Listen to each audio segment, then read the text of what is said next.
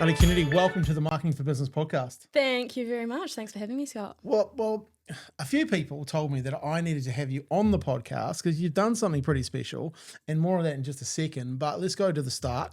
I read on your LinkedIn profile that you did a BCom, majoring in strategy and entrepreneurship with a minor in innovation. Yep, That that's to correct. me sounds like a lot. Honestly, most people would probably tell you it's the other way around. Yep. I like to say I was a part-time student getting the full-time student loan. Brilliant. No, it was very much, I wasn't at uni a lot, but you were out there working with businesses, starting your own business and trying to make things happen. I think that was the main concept of it. But yeah, it was something a little different, I think, than a lot of universities offer in the commerce space, which was really fun, and how everything that we're going to talk about kind of got started. Well, thing is, in my office here, I'd probably be the only one without a degree. And my philosophy is employ smarter people than yourself, and I've done that quite successfully, I think. So it's great to have you here. But here's the thing: I know you did something else, and I really want to talk to you about it. And you are the creator of this fantastic board game, Sharenanigans. Yes. How good! Thank Look, you. I just want to say something. My son and my wife have played this game. My son said this game is better than Monopoly. That could be the best bit of feedback I've gotten. You can't beat that. And look, when you've got a 12-year-old, or soon to be 12-year-old, and all they really want to do is play video games, Fortnite, whatever is on the iPad and everything else, getting them to play a board game is a real win. So I just want to say thank you. Oh, thank you. I mean, I always say the feedback from children is always going to be the most honest, so I will absolutely take it. Yeah, so for me, quite fascinating, like a board game. Where did this all start? Like, I've read some stuff online, but I've got a bunch of questions. But you tell me, where did this start for you? For as long as I can remember, if you asked me when I was a child what I wanted to do, I would say own a business. Cool. I probably didn't even know what that meant at the time. I just remember my mum owned her own small accounting business, and she just had a more flexible lifestyle. She's going on coffee dates in the day, whereas Dad was away from 7 a.m., 6 p.m. And I just thought, whatever Mum's doing, I want to do that. And eventually was told she owns a business, and that kind of stuck with me. So all throughout high school and even in primary school, my very first business, Heeley shoes, which had wheels in the bottoms of them. Yeah, true. I got a pair of those, and everyone wanted a go. So I started renting those out, $5 a day, or $5 for the week, and you could wear my shoes with wheels in them. How good. And my reading logbook turned into Who's Got My Shoes logbook. And it didn't last long, but that was kind of my first taster. And then throughout high school, it was business, and then we got to university knowing that I was going to study entrepreneurship and innovation. And that's in one of my lectures, we had to pitch a problem, and my problem was that we don't know enough about investing in shares in New Zealand. And so started to deep dive into that. When you're at university and in the world that we live in, tech seems to be the thing that's pushed at us.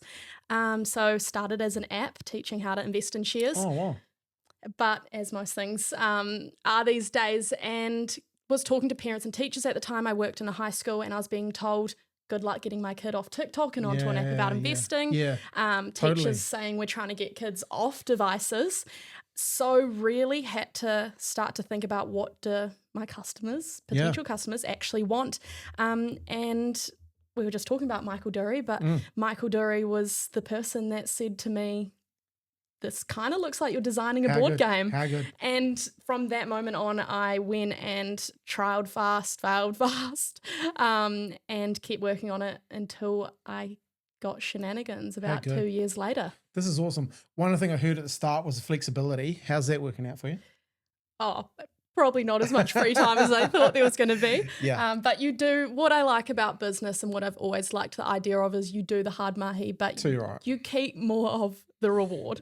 My son said to me, he said, we were actually playing your game. We were talking about investing in shares, and he goes, Dad, what all you do is you invest in shares, you run a business, and you go on holidays. And I'm like, seriously, if that's what you see, it's a great outside perspective. That's not a bad outside perspective, because I believe doing the work, doing the mahi, do the work, but also celebrate your victories and go on holidays. Because like for me personally, my son's 11, soon to be 12. He's not going to want to be around us much longer, as far as, we've probably got a few more years left. Yeah. So go on adventures while you can, right? Oh, absolutely. I was actually just talking, and I don't want to go too off on a spiel, but I was just talking to another founder yesterday about the whole this hustle mentality in startups versus, having that balanced lifestyle. And for me, I want to do what I meant to do in early 20s and travel and have fun and still, have fun with my friends. Totally. So I don't think there needs to be this massive sacrifice that a lot of early stage startup owners think there needs to be. I truly believe in that balance. Yeah. Well, the thing is, if you can think a different way, you can act a different way, right? So that's the belief that you need to set and go after. One thing, what I loved hearing when you just talked about there too was you had to pitch a problem. So first you had to discover a problem, right? So many people, they build a product where they think the problem is, right? And, I learned really early on, and I remember selling plastic toothpicks, and I learned really early on by getting thrown out of a bar, basically, that people don't buy what you think they need, they buy what they want. Yeah. And you started with the problem, but then you got even better at that. You started listening, because people know that there's a problem with teaching kids about money and finances and shares and all that sort of stuff. But you're not going to solve that problem with an app. No. Because you're not going to have people going to sit down, and because I think what this brings to it is what board games bring to it, which is fun, togetherness and family in an environment where you can actually teach through actions. And also what I learned about this game even last night is you can get schooled by younger people on it too, which is kind of fun. That's the point. It boosts their confidence. Yeah, and that's the fun part about it. So you pitched the problem, and you found the problem. You found the real problem, and then you listen to your marketplace. There's a masterclass just in that if you're watching, right? Too many people just build a product that they think the market needs. Yeah. Well, it's funny because when we started Sharenanigans, we thought we knew the problem. But what you need to do is deep dive, what is the real problem? Yeah. And it changed from when I initially started looking at the app, there's a lack of knowledge about the share market. By the time we got to what the board game is today, the problem that we're addressing is there is a lack of conversation around the share market. Okay. Because if you want to learn and you decide one day, I'm going to learn more about the share market, you go on Google, you go on YouTube, you go on TikTok, and you can learn if you're willing to put in those hours and you know that you want to learn it. Yeah. What we're missing is that before piece of what's actually sparking that curiosity in those children or in older people as well when they've never heard of what investing in shares is. That's what we're now trying to focus on. Because it's been very, I guess, kind of exclusive to some degree. Like I remember back in the day, a friend, probably 5 or 6 mates, we had a share club, right? We would have been 17, 18 at the time, and we thought we were bulletproof. We learned pretty quickly that we knew nothing. We had this young guy, he was the share broker of the year for this big firm in town, and it didn't take me long, but I realized why he was the share broker for the young share broker, because he was trading us in and out of shares, and we were losing money because he was trading us out of shares. If we just stayed in some of those shares, we'd be rich today, but he was sharing. So the company gave him the title of the young share marketer of the year, which made him look good to all these other young people that started buying off him. But you don't know what you don't know, right? Oh, and this absolutely. is why I love the conversation that this is starting, because that is the conversation, because it's not that exclusive anymore, right? Anyone can invest in shares. Oh, absolutely. We have some amazing platforms accessible to us. But once again, the problem then stands of if we don't understand what it is, we don't understand how to use them. There's a lot of day trading in how people use these apps that are out there, and they check their phones every day to see if their shares have gone up, when to sell, and really that's just not what investing is about. I mean, hey, if you want to day trade, I'm not here to give advice, but also there's a lot of learning that needs to happen behind it. And that's the good thing about it, is like start that conversation early. Like start it so it's not a conversation that's a mystery. No. Because if someone had talked to me at 11 about share trading, I would have gone, boring as, but you bring game home and all of a sudden, hey, let's play. Yeah. Well, that's what it's about, is if you can play a game when we say from the age of 9, if if you're playing Shenanigans at 9, you just think it's this fun game about this topic called investing in shares. You then get to 18 and something sparks your memory about the Shenanigans. And you think, oh, I actually now want to learn a little bit more about the share market. It can't be that hard because I played that fun little game back in the day. That's what it's about. It's about no longer being a taboo subject once you get to a certain age. And so often I find that people have these perceived barriers of who you have to be, what it takes to start investing.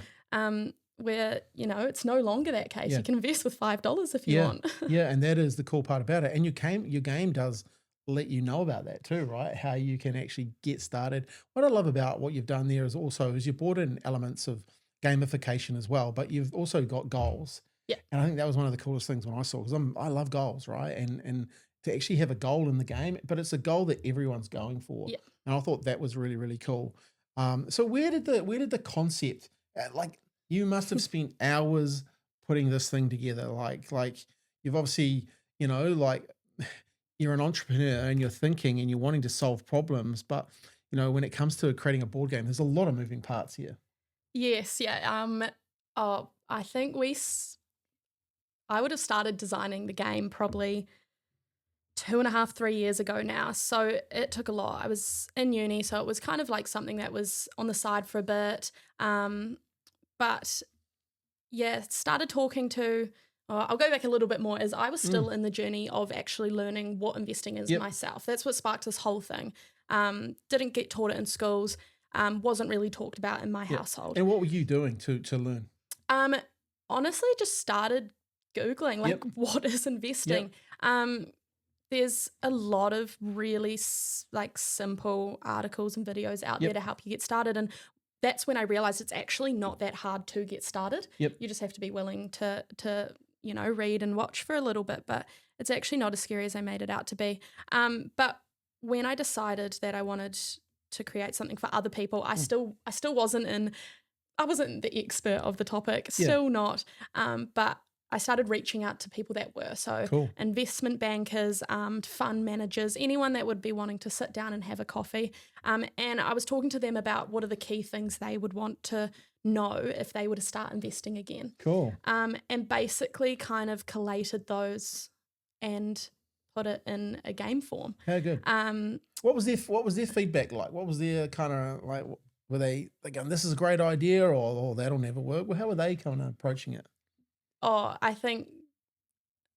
can't think of one person who didn't think, we need this. I mean, a lot of them it probably would have, you know, it helps channel people into their field of work. But everyone that I spoke to, it was the same thing of investing in property is so prominent in New Zealand. It's not that we're trying to say people should invest in shares over property, but it's, hey, there's this other option out here that you might want to explore a little bit more. Or like you can do both, but it was always just not enough people know that investing in shares is an option for more people. And when you start to look at that landscape and how it's changed now, you know, Robinhood in America, which is the Sharesies of you know, like in America, and Sharesies now are giving people those, you know, we have a win of the week here. We have a little cup and also a $20 Sharesies voucher. And I tell you what, or you have the option actually, you have a $20 Sharesies voucher, or you can get the car park out the front. We have 3 car parks. You can have one of those for the week. No one takes the car park. I was going to ask. I'd love to know the people ratio. No one takes the car park. Everyone wants the Sharesies voucher. Awesome. That's cool. You know, so you know, I think more and more even young people want to know about shares. You know, maybe as property has started to become, you know, out of reach for some people. Okay, well, what can I do with my money? And shares is part of that conversation, right? Oh, absolutely. It's very topical at the moment, and I think that's what is surprising about now that we've got the game out to the market, we can start talking to our customers, is that I originally thought, right, children have to play the game and just think it's a fun game. Parents have to see the educational value. What's happening is the children are playing the game and all they care about is the financial information within the game. They want to know, how do I make this real life to make money? So it's funny that the excitement that just knowing about more financial things and knowing about money actually makes a difference. And we've heard some awesome stories around that. And that's a conversation I've had with my son since it, you know, like making money and how to make money and how money is made, you know, and that's, you know, as a parent, that's a gift, right? Because uh, you know, like a lot of New Zealand families, money was just not talked about at all. You know, and that's one conscious thing that me and my wife have made a decision. Hey, we're not going to be like our parents. We're going to talk about money. Yep. You know, and we've done a lot of work on in that area. And have shown our son how to invest in shares and that type of stuff, even at his young age. But you know, just having the game now makes it even more fun to do that. Oh, that's awesome. So when you were learning from the bankers and getting these ideas and concepts together, were you kind of starting to think how it could all wrap around the game, like in the gameplay? Where do you learn to create a game though? I know we've all played games and we go, Yeah. oh yeah, we understand Monopoly and we understand Risk and all this sort of stuff. Um, you know, I think I probably could create a Connect 4 game. Like that wouldn't be too hard, but anything else that seems complex, right? Yeah, my disclaimer around it is always I grew up with just me and my dad in the Yep. household. We were not a board game family because not many board games cater for two people. So I didn't actually grow up playing many So games. true. But the day I decided it was going to be a board game, I went to the warehouse and I bought a Monopoly board. Nice. Yeah. You know, if your competitor's doing it right, you may as well look Well, into it a little bit more. That is a game of, you know, like that's generational. It you know? is, yeah. And we were trying to, you know, become the new modern Yep. money game. Cool. But yeah, bought Monopoly and just really looked at, I suppose, the elements of it, but then just covered it in paper. Got rid of it, covered it in paper with blue tack and started doing different game trials. So I knew that I wanted to have kind of sliders to show share market, which you can now see Yep. in the game as Yep. well. But yeah, there was a lot of drawing. There was a lot of different gameplay, pulling paper off in the middle of game trials, sticking new paper Nice. on. Anything that I could do for free and quickly, I was trialing it. And yeah, so one of our first proper editions was I went to the warehouse. So we had printed out circle board, which you can now see now. And we had the market sliders, which was a fishing tackle box, which I bought from the Oh, yeah, warehouse, and zip ties that I had cut and then slid on backwards so they Brilliant. could slide up and down. And then lots of circle tokens that I had just purchased as well. And we used that as the game for good. probably a year Yep. of trials. Yep. Like the MVP, right? Minimum Oh, viable yeah. product. Get it going, get it working. Did you have people start to come and play the game and give you feedback and that side of stuff? Yeah. So straight away, just people around me at uni started getting to play. Yep. Flatmates, I had six flatmates at the time, made them play it. I still live with them now, so Brilliant. we currently have three purchase shenanigan boards in our flat. I'm like, guys, you know that I have plenty if you wanted to play. But they played the OG original good. version, How and good. now they see the proper version. But yeah, MVP is always fun to look back on. Yeah. That's pretty cool, right? So you're starting to get feedback. Yeah. And starting to evolve it. When did you realize you've got something here and this is a product that could fly? Probably so right at the early stages of saying I want to do this board game.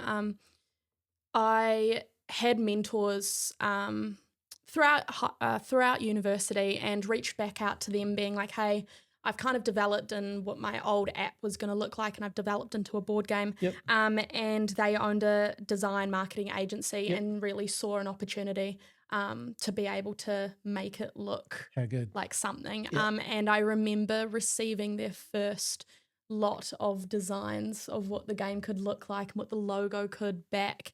And I was like, whoa, wait, you mean we could just take this to a manufacturer and we How have good. a product? Nice. But yeah, that was probably seeing actual designs rather than my drawings. Yeah. I was like, this You is started to believe it, something. right? How good. But it probably wasn't until I successfully did the Pledge Me campaign where that's when it hit me of, oh, now I actually have to make this happen. Like I have taken people's money and they are expecting shenanigans. Yeah. So let's do this. Where did the name Sharenanigans come from? Like, Um, because it's a cool name. Like, yeah. I like it. You know. Well, we actually were called Dare to Share to start off with. Oh yeah. So it was Dare to Share Dare to for Share. yeah. And it was Dare to Share for probably the first year and a half. Oh wow. Then I didn't trademark in America. Yep. and an American game came up and decided they were going to be called Dare to Share. Not a share market game, but they were just winning like the whole SEO that was gone. So we made the decision then right before we were going to launch to change everything and change the name. So we had a big old brainstorm session trying to come up with a new name. Didn't get anywhere, but one thing I am really good at in meetings is just shenanigans. Yeah. As soon as an hour's over, I am all over. I've lost the plot. And think I got probably told off by the end there we're wrapping it up because you're no longer helping us. And just, I think 10 minutes after the meeting, one of the boys was like, what about Sharenanigans? Wow. And it stuck. and seriously, it's a cool name. Like, it's because the shenanigans part of it is actually in the game. Yeah. You know, like the cat and the fat cat and the wolf are kind of up to things, right? Which is part of it. Yep. And shenanigans happens in real life. Shenanigans happens in the market. Like, that's just what goes on, right? Oh, absolutely.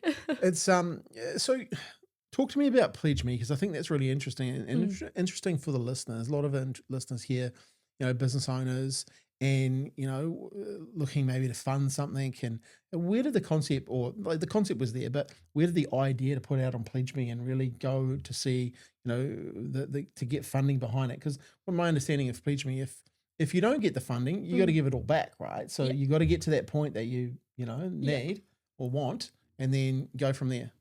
Yeah, I think I was tossing up with crowdfunding for a while, and you see quite a lot of games in America go on Kickstarter. Yeah. And for me, it was one of those things where in the university, you'd see all the tech startups get investment. Yep. They're bringing on investors for sometimes millions in return. And I remember thinking, I don't have enough money. I'm a student. I don't have enough money to just place my first order.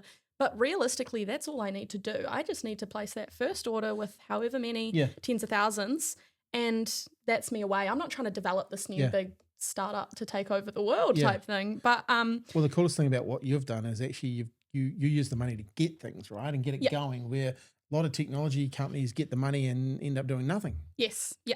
So kudos. Yeah, and also I knew that it was going to be an awesome way to test the market. We had heard of businesses that had tried to crowdfund and it didn't work, but they received such valuable feedback from that process that they then went and made changes, launched it and were successful. So I thought, you know what, if this doesn't work and we don't get our funding, so our goal was $40,000 in 3 weeks. Nice. If we didn't make that $40,000, then like you said, we didn't get any of that money. So it was an all or nothing mentality. But if it failed, then I was like, well, maybe there's not a market for it. You know, maybe I've done this wrong, and you either go again, you find a new way, or you make some changes. So yeah, I kind of saw it as a win-win. I'm not losing anything from running this. You may as well give it a go. But it turned out to be amazing because we built a community during it. It was something that people could really get behind, and you had that as soon as you pledged when it was only $100. It was people were checking it every day, being like, oh, we've got to get there. They were spreading the word. It almost became competitive in their mind as well. Yeah, they're backing you. Yeah, but that was probably 3 and a bit weeks that I remember being the most stressed out I ever have in my life. You'd have been checking your phone. Oh my God, the amount of times I refreshed that page. And yeah, it was touch and go. Yeah. You got some good PR though during those times. Like, talk to me about that and how that played a role in what you were doing. Yeah, so right from the start, we knew that kind of putting my face at the forefront, that was going to be almost our marketing strategy in a way. And with that, it meant that we could get a lot of free PR. It was knowing that we really had a strong story, one with the financial literacy aspects, and then also tying into, I suppose, the young founder, that sort of thing. So it meant that we basically got a database of all these PR or all the big media in New Zealand, and I just started sending out my media kit. I started sending out my story, calling anyone, any producers that I could kind of get contacts to. And yeah, so we were on podcasts, radio, a lot of the papers, local papers around New Zealand and the press.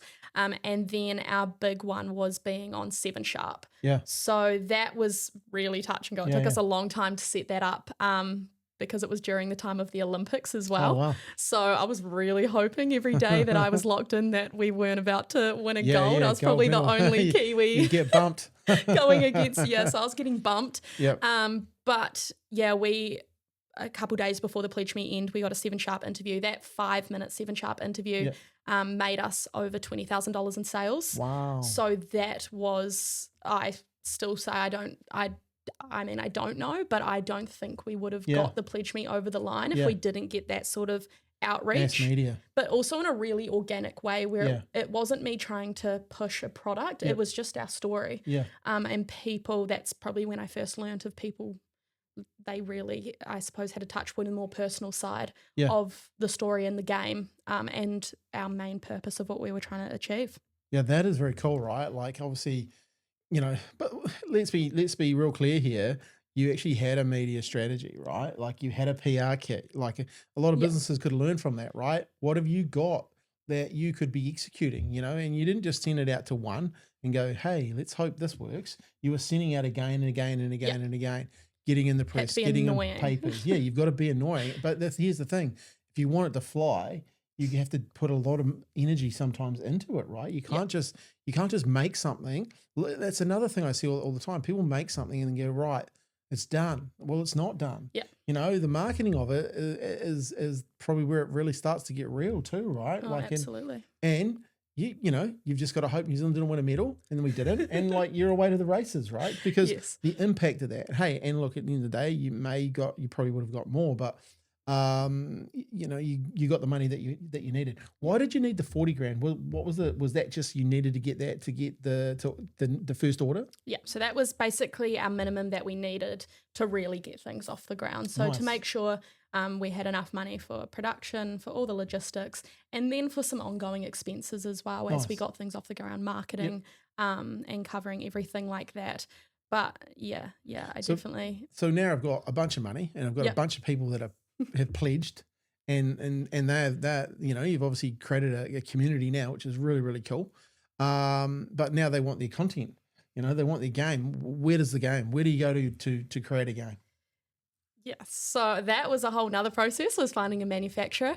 The way I found a manufacturer was I reached out to other New Zealand board game companies. Yeah. And I said, hey, I'm looking at starting my own board game about the share market, because then they kind of thought it was more educational and didn't, fully compete with them. Yeah. And 90% of them got back to me. They told me their manufacturer. I had one company, which they own Rugby, the board game, which is a cool New Zealand rugby board game.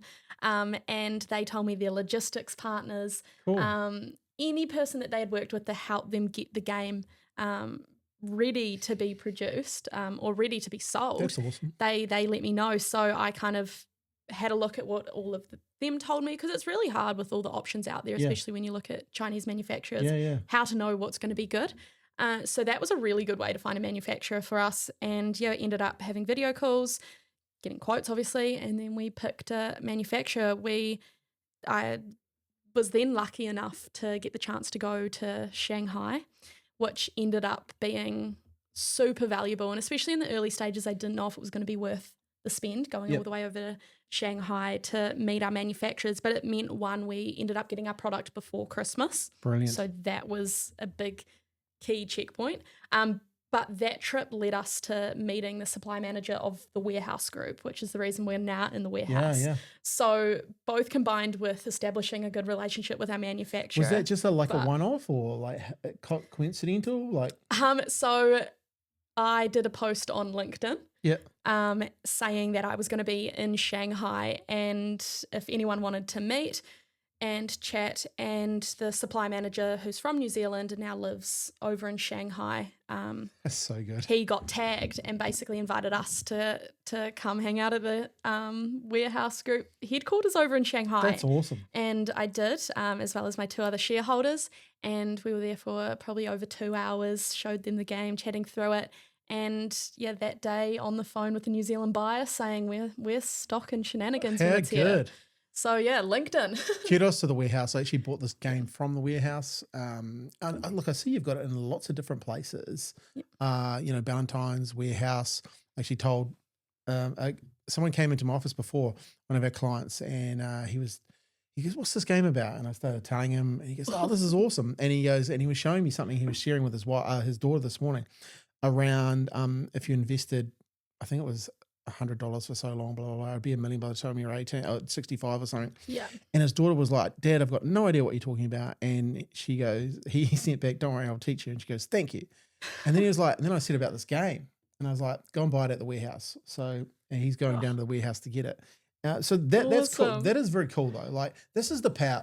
Seriously, this is the power of social media. This is the power of, well, it's the power of media, because at the end of the day, media got you the 20 or the 40 grand, using the media got you in front of a whole bunch of people, and 7 Sharp may have got you over the line, which is awesome because of the reach of that they have. But then also, like the fact that you put it out on LinkedIn and then someone tagged the person, how cool is that? Like that's a game changer today. And I think that's one of the things people don't understand. Like I think you got tagged in a post that I put up. Who else should I interview, right? Yeah. So now we're having an interview, right? Who knows where this goes? I think we'll sell quite a few games because of this podcast. We'll have people going to the warehouse, and going and getting it, and that's media, right? And I think the media landscape has changed. One of the coolest things, though, and this is something I always say to people now: you must get face to face. Oh yes, because it's so easy not to go to Shanghai. Yeah. We'll just do it online. We'll just do it online. We'll just blah, blah. But your business needed sales before Christmas, Yeah. So go face to face, look them in the eye, and do a deal. Yeah. And here you are. You're at the warehouse before Christmas, and you've got your product. And that's sometimes as entrepreneurs and as business owners, we have to back ourselves. Oh, 100%. And that's pretty cool. Yeah. So you're over there. What'd you learn? What'd you learn about dealing, in China and getting this board game to hit the New Zealand shores? I mean, one, the scale. Anyone who leaves New Zealand and realizes the scale of anything overseas is pretty amazing. We're tiny, eh? Oh, we are. Yeah. And you start to realize, I think there's this negative connotation around manufacturing in China.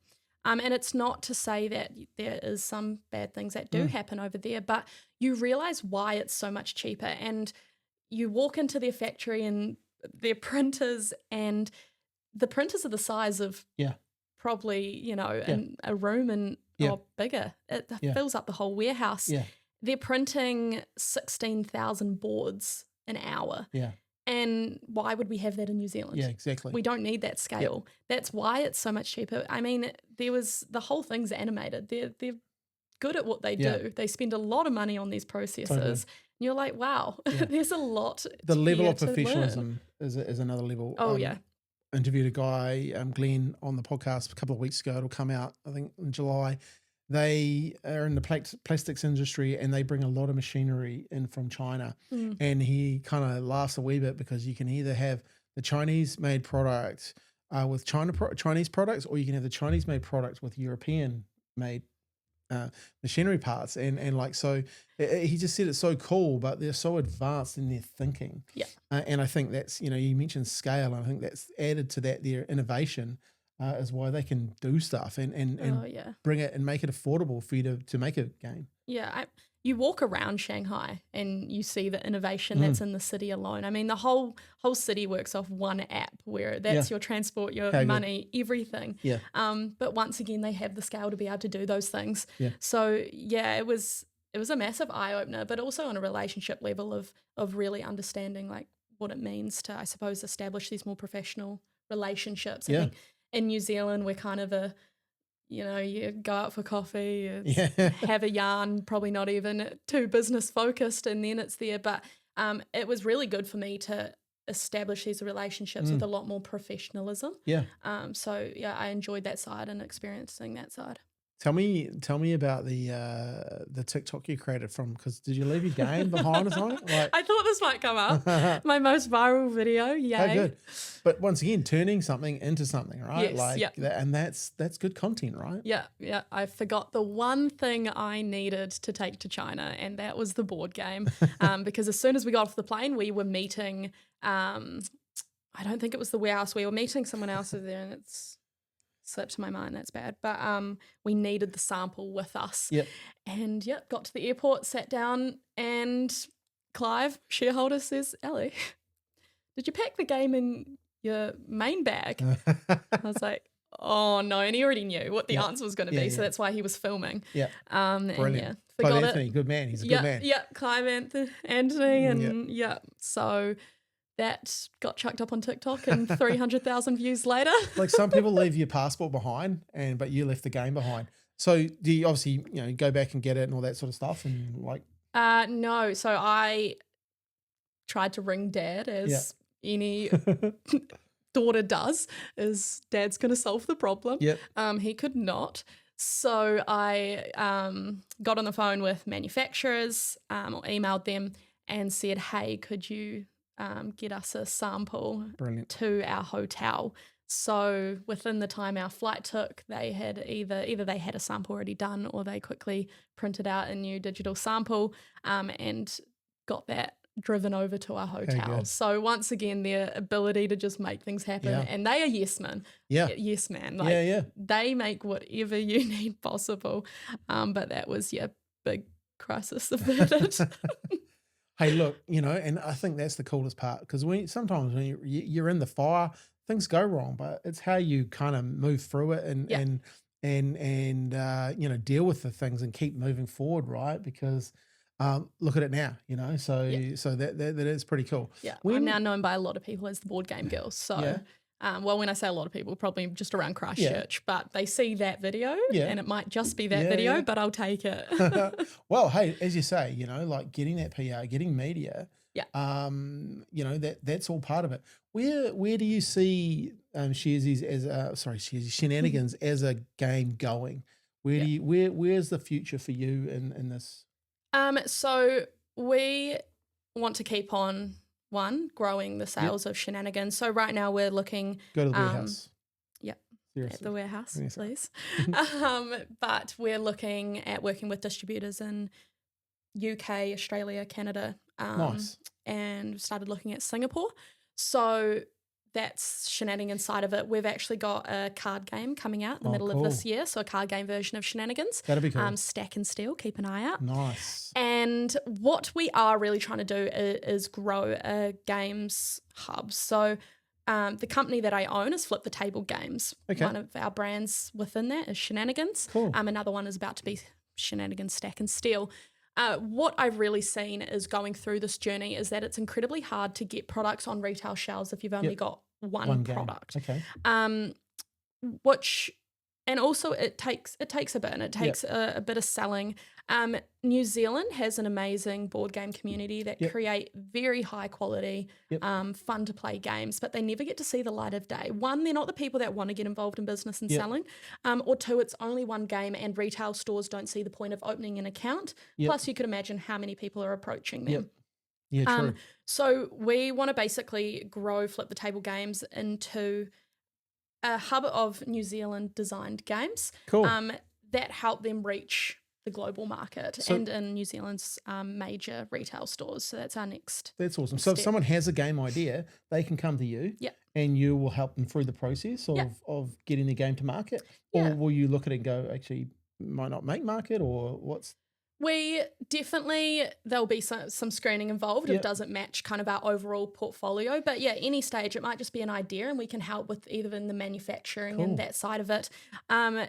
This is, I suppose, in a stretched out timeline of what we aim to do. But we're looking at a new game every quarter, moving on from this year onwards, and really creating kind of basically New Zealand games made for the world stage. You did the right degree then. Your thinking around innovation and entrepreneurship is starting to really kick in now, right? Like you're seeing other opportunities to grow something bigger than just one game, right? And that's pretty cool, right? So Yeah. so you're thinking on a daily, what opportunities are you looking for? Like when you start to think of, hey, is it flip the table games? Yeah. What opportunities are you looking for?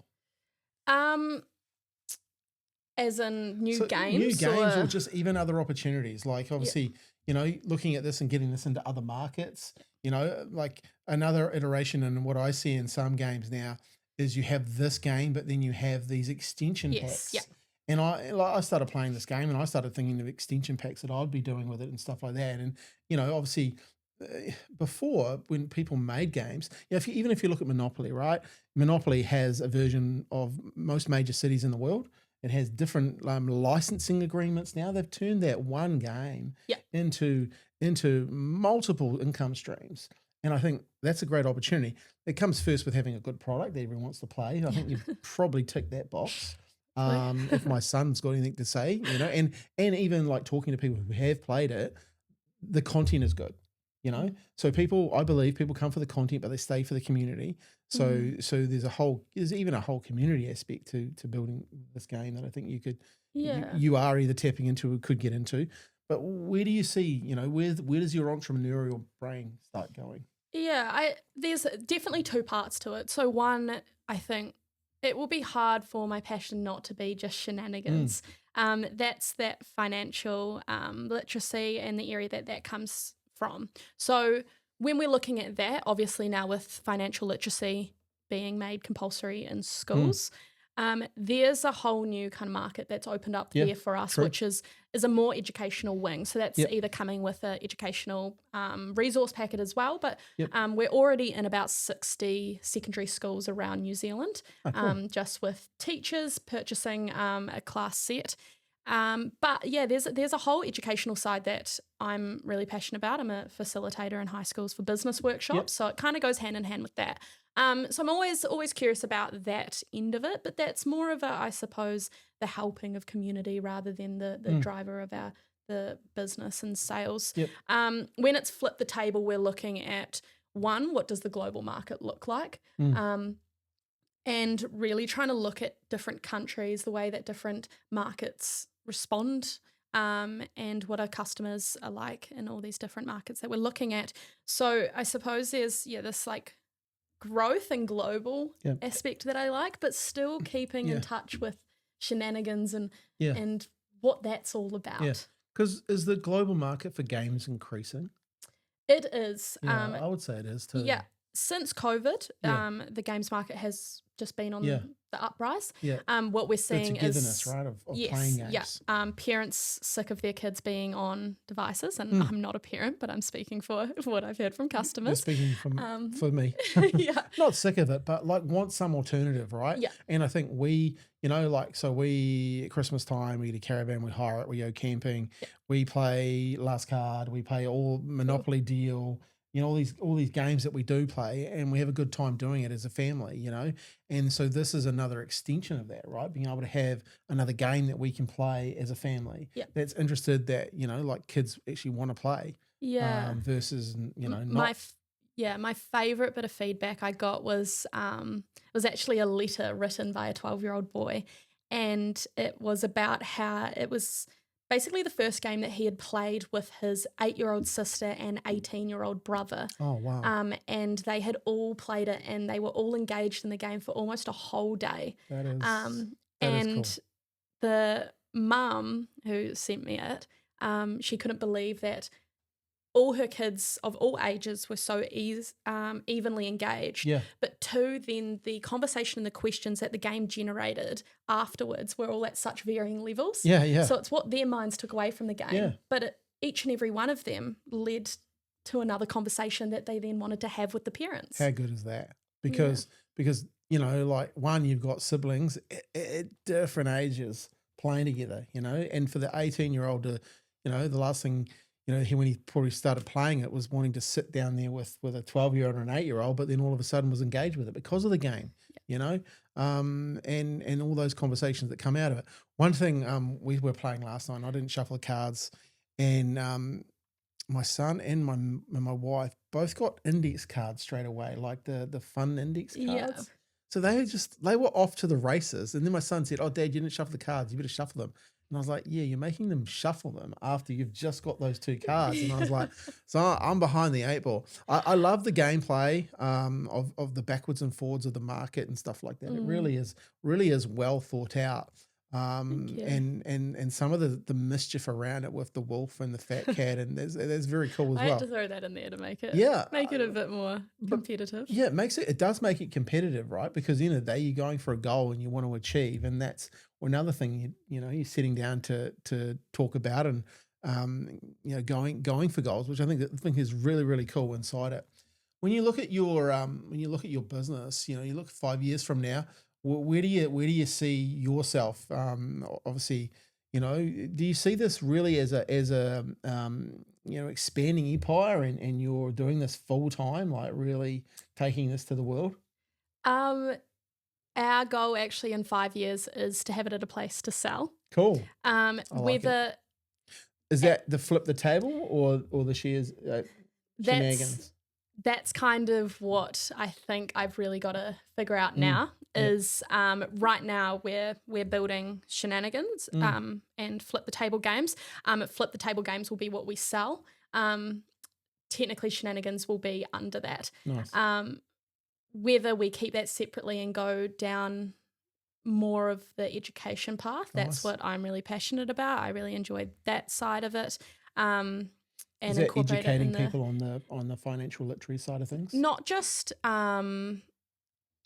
the investment side, but I really like the concept of taking subjects that people don't think they're capable of because they haven't been exposed to them. So this is also business. Yeah, cool. And being like, actually, it's anyone can get started. Yeah. So business, investing, whatever it might be, those sort of things. I see myself in that facilitator space for a long time in the workshop space. Right now, my full time is Sharenanigans and flip the tables. But 5-year plan is to sell it. Okay, good.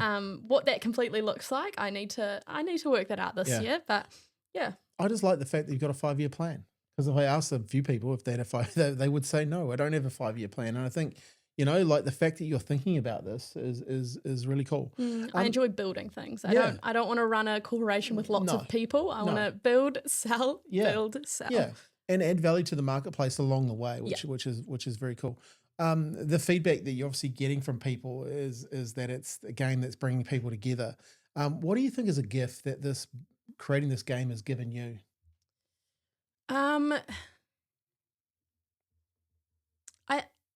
There's two sides of this. Every time I get positive feedback from customers, or I hear stories of parents and the conversations that they're now having with kids, or even the drive it's given parents to now get involved in learning more about the share market, any sort of feedback like that, kind of reestablish why I started this and that problem that I initially set out to solve.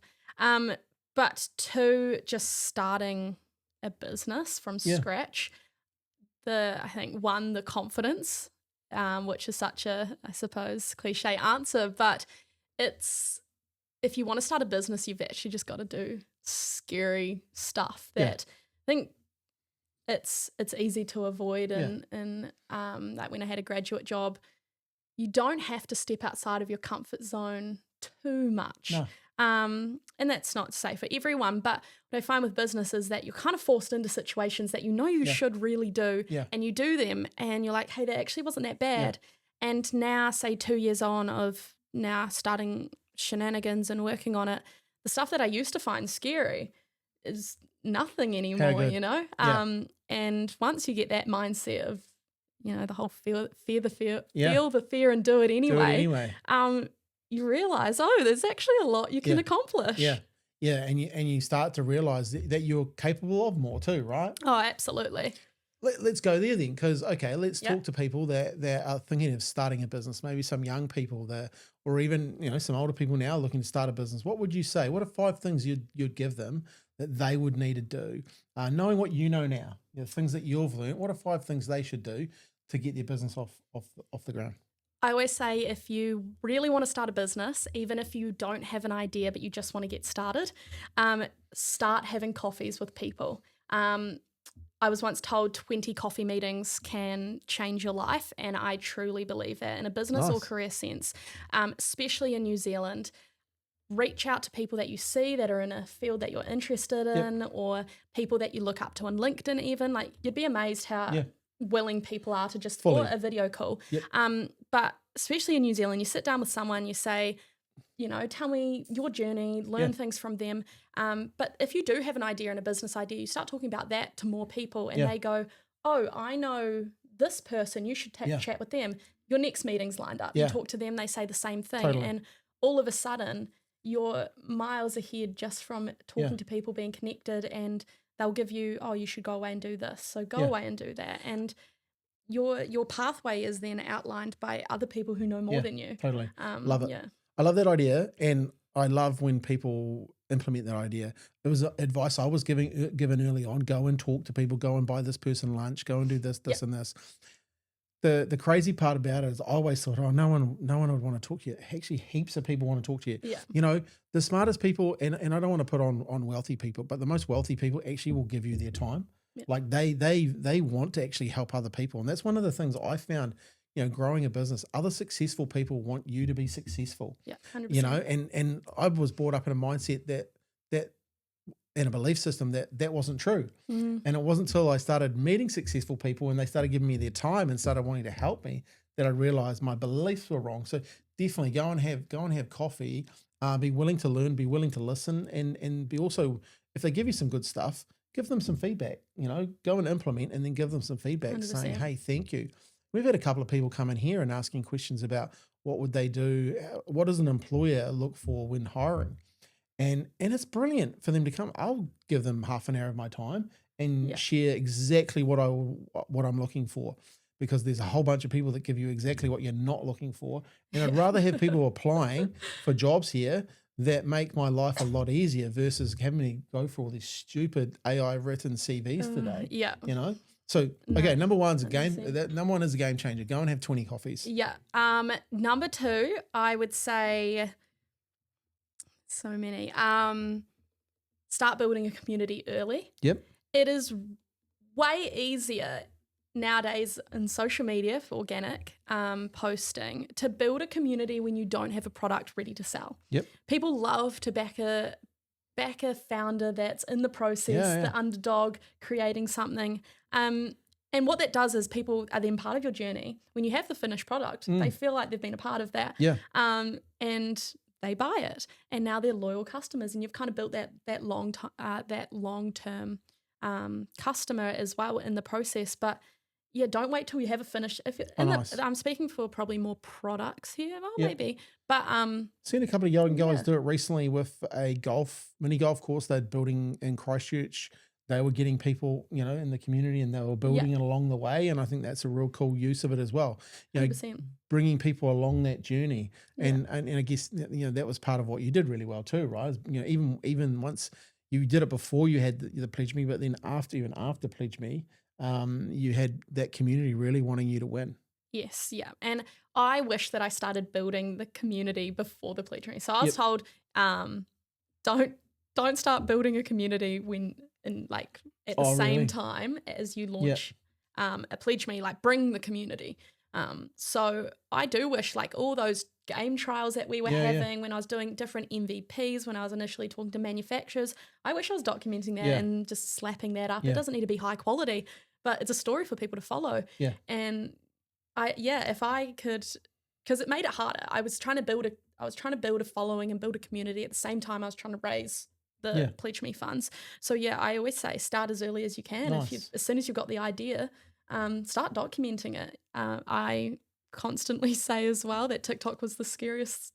My very first TikTok was the scariest thing I've ever done in business. And it wasn't because I was like, oh, 1 million people could see this, but it was, I don't want the 100 people that I do know from university and high school and my friends to see this. I was like, what if, they bully me? But it turns out no one actually cares, and it's not that bad. So just start posting. That is a great takeaway. No one actually cares. Like everyone thinks that people are sitting there, worrying about them or thinking about them, but they're actually not. They've got their own stuff to think of. And you're doing yourself a disservice if you're not out there, putting your content out there. Like, I think a lot of people do actually need to hear that, that the fact that sometimes, just taking your phone out and talking to it and letting people in is a great way of documenting your process. And here's someone who's good at it. Like, I've watched some of your stuff. You're very good at it. I don't do it enough. Yeah. but at the same time, you had to start somewhere, right? Oh, absolutely. Yeah. Yeah. It's people start to people, and platforms like TikTok and Instagram. You see it on LinkedIn as well, but that's where you can really engage with your customers and with your community in a much more organic, just talking to them type way. They feel like they're more a part of something, and you're their friend, just having a casual chat about something that just went wrong rather than all the what went right. Yeah. It is important to kind of have, like if you see my TikTok, it's just Alli Kennedy Sharenanigans, which is more just a personal thing rather than our Instagram, which is Sharenanigans, and that's more where we're kind of more converting into sales. So it's nice. We've looked at how to get those two things. That's very cool. Like, obviously using the platforms. Is that like, are you just learning by what you're doing there, or you're being very strategic in what you're? Definitely learning by doing is a lot of it. And like we'll have strategy around our Instagram and I suppose a long-term strategy. But as for what we're posting things, especially in the early stages, you've just kind of got to see what sticks. Yeah. That's what TikTok is great for, is you can spam it. You see what works and then chuck the videos that work on your Instagram. On Instagram, it's a great way to do it. You can post 100 videos on TikTok in a day if you wanted, and it just goes up on people's For You page, see what sticks. See what sticks, see what they're interested in. Yeah. That's very cool. Okay, number 3.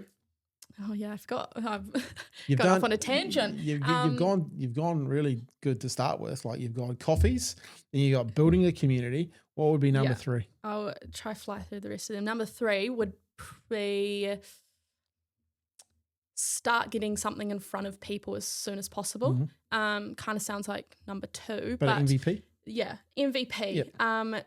As soon as you can start getting any sort of feedback from potential customers, that's how you're going to have the best product or service. You don't want to spend money and time on something and then get it in front of someone and they don't want to buy it. It is, a waste. We saw it with, I like the story of the Segway, where totally. He kept that a secret. It was a secret innovation. He didn't want to tell people because he was scared that someone would steal the idea. But he convinced himself and the people working for him that it was going to be the next big thing and it was going to take over cars. Released it, it wasn't that. And it's because he never talked to potential customers. That's probably an extreme example, but people waste a lot of time and money. I see this all the time. I'm going to go do a talk tonight, and I'll be talking about ideas and stuff, and there'll be people there with ideas, and I will talk to them about it, and they'll go, I can't tell you because it's my idea. And I'm like, but like, I'm just going to want to brainstorm, and they'll go, I can't tell you because it's my idea. And I'm like, I'm telling you right now, unless you get an order form, a minimal viable product in an order form, you're not going to go anywhere because your idea is probably already being done. What's not being done is you bringing it to the market and your ideas. So definitely getting something ready, getting an order form and going out there and selling it, getting in front of people who can and could, buy your product. I think you've got to talk. You've got to be willing to talk, and this is open innovation. Talk about your product right from day one, and that's when you're going for these coffee meetings. If you're not willing to talk about your idea, well, how is someone meant to lead you to the right person or whatever it might be? But that's where marketing is really important. Is you can have the right brand, the right tone, the right people behind the brand. Then they might copy your idea, but technically, what you have shouldn't be able to be copied. They can't copy a community you've created. No, and they can't copy you and the enthusiasm you bring to it and the innovation that you bring to the idea too. Love that one. Number 4. Number 4,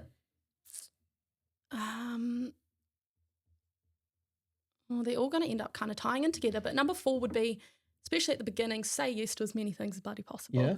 I truly believe in the networking effect and saying yes to speaking in front of even 5 people or going on podcasts. Because you got to sell it, right? And this is is the thing I think a lot of people don't understand. You've got to say yes. You've got to sell it. Yeah, you do. And no one's going to sell it for you.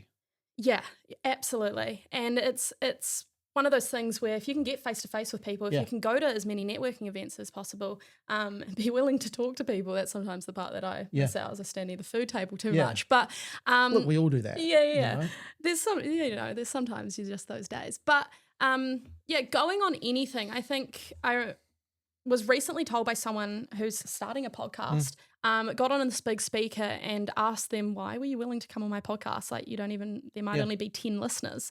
And he said, well, if I come on here and share my story and my knowledge and my lessons and things like that to only 10 people, well, that's 10 people that now know those things. I could have sat down with them individually and had an hour-long coffee meeting, but that's 10 hours. He's like, I've now done this in an hour-long podcast. And I truly believe that anytime I've done something small, it has led to someone then reaching out and it's led to somewhere. So it's no longer what I initially thought about going viral and getting massive reach. It's just who you're getting in front of is actually what matters. Well, the cool thing about it is it all stacks up to being viral, you know, and like like the person just said, if you had 10 of your ideal customers standing right in front of you, would you take that? You know, of course you would. You do it every day. The cool part about media today is you can have that one-to-many conversation. So, you know, whether on a podcast or doing social media, etc., you do have the opportunity to get in front of more people. So I think saying yes is a good idea. And, you know, like if you want to have some more confidence in saying yes, I would just say to people, hey, go to these networking events. And if you really struggle, maybe go to something like Toastmasters and get some engagement, or go to some of these networking things that have a bit more, you know, people helping you with the engagement, you know, because I can understand it's a scary thing, but no one's going to sell this game better than you, right? And that's just the way it is, you know. No one's going to sell. I want to hire them. So. Yeah, exactly. Well, I always say to people, you know, like when I do this talk tonight, is anyone good at cold calling? No one will put their hand up. One guy put their hand up and said, right, you're hired. You know, because if you're prepared to do that in a good way and you're good at it, then we'll give you a job. But, you know, like I'm passionate about the podcast. I'm passionate about digital influence. There's no one better to go out there and, you know, talk to people tonight about it. Like it's mine. So, you know, say yes and be prepared. Also be prepared to get a few no's. Oh, absolutely. You know, when you go out there and put yourself out there, guess what's going to happen? Yeah. But that's all part of it, right? Oh, getting rejected just becomes, I suppose, part of motivation. Yeah. Like I think back to some of the no's that I got at the start, and now I think, it really wasn't that big of a deal as I thought it was. Or they end up reaching back out, whatever it is. One of our big clients got turned down by one of the biggest building supply companies in New Zealand. 3 years later, they wrote letters asking to be let back in the deal, and it was like, you know, like you could let that stop you, or you could let that empower you. And I think, you know, real entrepreneurs keep going. Because they understand the why, they understand the vision, and they understand the purpose of what they're doing. The purpose is not just to sell a few games. It's actually to make a movement that I'm going to empower people in conversations. You're doing something bigger than just making a few bucks off a game here. Like making money is a byproduct of the value that you'll add to the market. You'll make a lot more money in years to come because of what you've done with this game than you will have from just selling this game. Trust me, I know that from business. Yeah, you know, it's a personal, I suppose, a personal marketing standpoint as well. You know, totally. It's setting yourself up for bigger things to come. Yeah, seriously, future career and everything like that. When you add value to a marketplace, the marketplace does reward you. It might reward you in weird ways, but I tell you what, it does reward you, and you just have to stay in the game long enough for it to really kick in. Yeah. And I know this from an old school entrepreneur guy that I am now. Number 5, let's finish strong. Right, number 5. I've got 2, but I will. You can have 5A and 5B. I'll have 5A and 5B, and I'll you can try actually and have make a wolf them quick. and a fat cat. Yeah, I'm bad at making things quick, but I'll try. Okay, my wolf then would be, and this comes from Clive Anthony, one of the first things he said when he became a mentor of mine.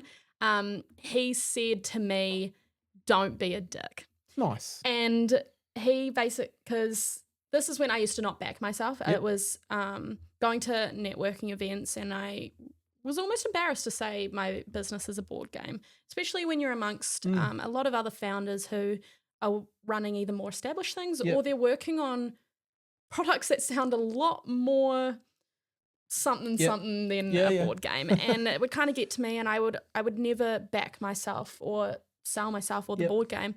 And he said it doesn't matter if you're the smartest person, the richest person, only female, whatever it might be, the number one thing in business is to not be a dick. And because if you're talking to someone now, guarantee the world that we live in the future, they'll be the decision maker for something that you need in the future. Cool.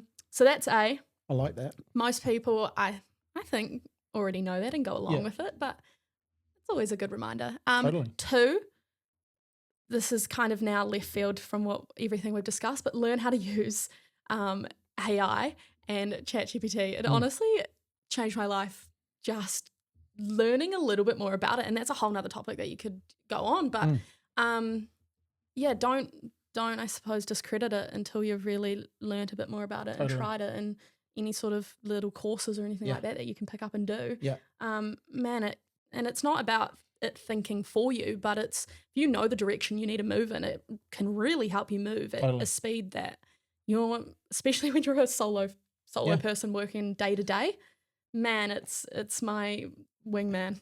I like it. Everyone should have an assistant. Everyone should have an AI assistant. I believe, it's thought partnership to your thought leadership, and you. I read something really cool the other day by a guy called John Chian. He was talking about AI and how they were using it inside their businesses. And he was, they're very creatives, and they were talking, AI is not coming for creatives, it's coming with creatives. And I really, really love that. Like, you've got to lean into this thing called AI, because end of the day, I spoke at university a couple of years ago, actually Michael's Drew's course.